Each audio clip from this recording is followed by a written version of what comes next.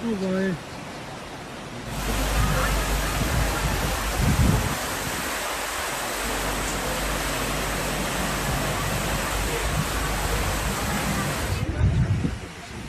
Das Auto.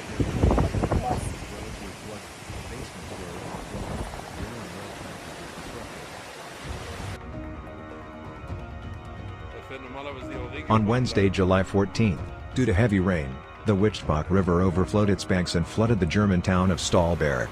The streets of the town are like rivers, cellars are flooded, cars are floating, traffic is disrupted, there are problems with electricity. The municipality urged residents to leave their homes, please go to friends and family or to shelters. The fire brigade prepares to evacuate especially damaged streets.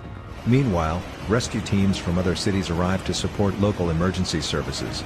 Even experienced flood specialists talk about a completely unusual situation. Such extreme weather has not happened for a long time.